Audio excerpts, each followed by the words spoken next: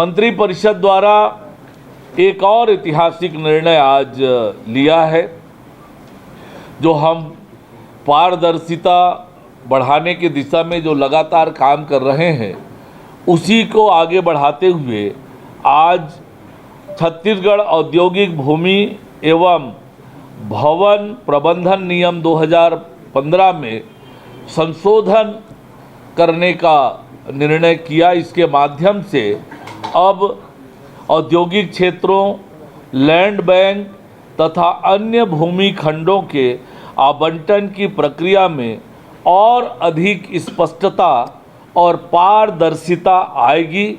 इससे औद्योगिक निवेशकों को भूमि आवंटन की प्रक्रिया को बेहतर ढंग से समझने और उसका लाभ उठाने में सुविधा होगी। ये भी एक ऐतिहासिक निर्णय आज मंत्रिपरिषद में लिया गया।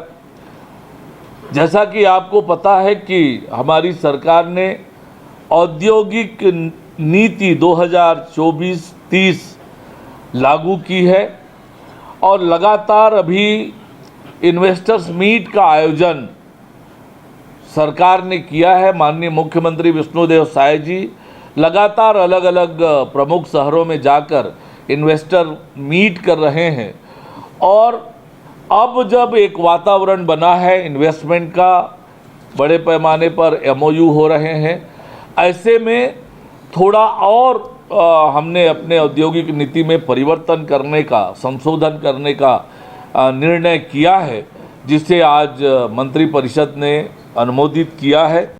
साथ ही एक और बड़ा निर्णय, कला और साहित्य के क्षेत्र में काम करने वाले जो लोग हैं, जो अर्थाभाव में ग्रस्त हैं, ऐसे कलाकारों को प्रोत्साहन देने के लिए, राहत देने के लिए आज एक बड़ा निर्णय सरकार ने लिया है, जिसके माध्यम से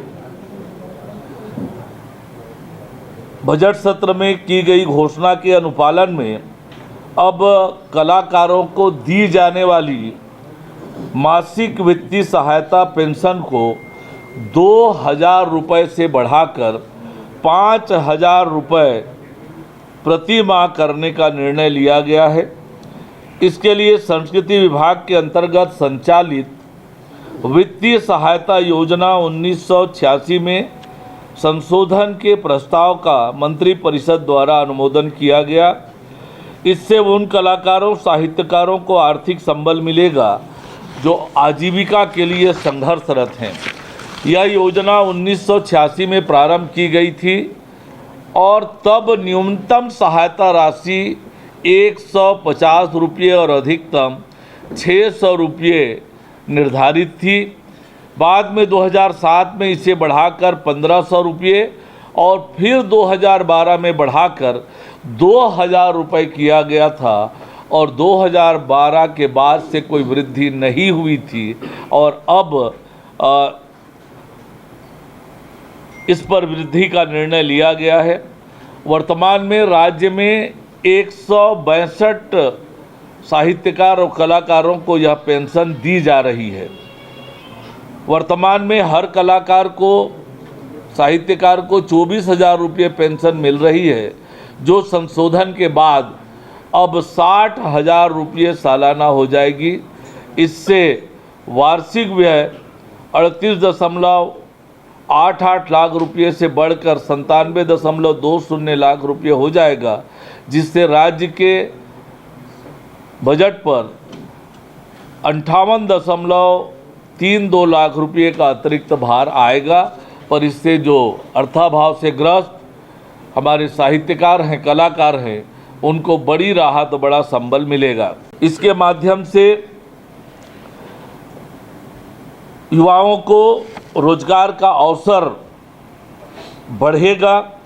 नई नीति के तहत जिन कंपनियों में छत्तीसगढ़ के लोगों को नौकरी मिलेगी, उन्हें सरकार की तरफ से अनुदान मिलेगा।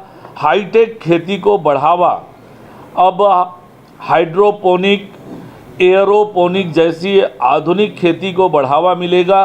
किसानों को नई तकनीक जैसे ऑटोमेशन, इंटरनेट ऑफ थिंग्स का फ़ायदा मिलेगा। साथ ही युवाओं के लिए ट्रेनिंग और खेल कूद की सुविधाएं बढ़ेगी। राज्य में खेल अकादमी और निजी प्रशिक्षण केंद्रों को प्रोत्साहन मिलेगा, जिससे युवाओं को बेहतर ट्रेनिंग और करियर के अवसर मिलेंगे। गुणवत्तापूर्ण विश्वविद्यालयों की स्थापना को प्रोत्साहन मिलेगा।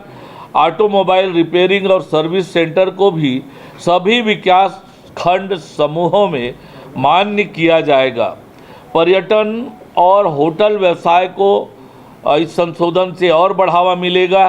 बस्तर और सरगुजा संभाग में होटल और रिसॉर्ट बनाने के लिए निवेश की न्यूनतम सीमा घटा दी गई है, जिससे इन इलाकों में पर्यटन को बढ़ावा मिलेगा और स्थानीय लोगों को रोजगार मिलेगा। कपड़ा उद्योग को दोगुना प्रोत्साहन देने का संशोधन हमने किया है, जिसके माध्यम से टेक्सटाइल सेक्टर में निवेश करने पर अब 200% तक प्रोत्साहन मिलेगा। इससे सिलाई, कढ़ाई और बुनाई जैसे काम करने वालों को फ़ायदा मिलेगा। लॉजिस्टिक हब बनेगा छत्तीसगढ़। अब राज्य के हर हिस्से में माल ढुलाई और व्यापार को आसान बनाने के लिए नई लॉजिस्टिक नीति लाई जाएगी। इससे व्यापारियों को फ़ायदा होगा और बाज़ारों तक पहुंच आसान होगी। दिव्यांगजनों को विशेष लाभ होगा।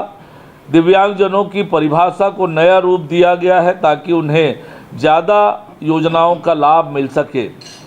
ग्लोबल कैपेबिलिटी सेंटर, रक्षा एवं एरोस्पेस सेक्टर को विशेष पैकेज भी मिलेगा।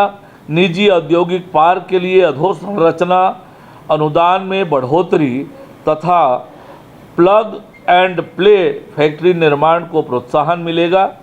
प्रदेश में ईज़ ऑफ लिविंग को बढ़ावा देने हेतु न्यूनतम 500 विद्यार्थी क्षमता के कक्षा 1 से 12वीं तक निजी CBSE मान्यता प्राप्त स्कूल एवं मल्टीप्लेक्स युक्त मिनी हॉल से वंचित प्रदेश के नगरीय क्षेत्र एवं नगरीय क्षेत्र से भिन्न विकासखंड मुख्यालय से 10 किलोमीटर की परिधि तक के क्षेत्र में प्रथम 3 इकाई को थ्रस्ट सेक्टर की भांति सम्मिलित किया जाएगा, जिससे उनको विशेष सुविधा मिलेगी और उन क्षेत्रों में भी ये सुविधाएं मिलेगी और वहाँ रोजगार के सृजन होगा और लोगों को अच्छी सुविधा विकासखंड मुख्यालय पर भी मिल पाएगी।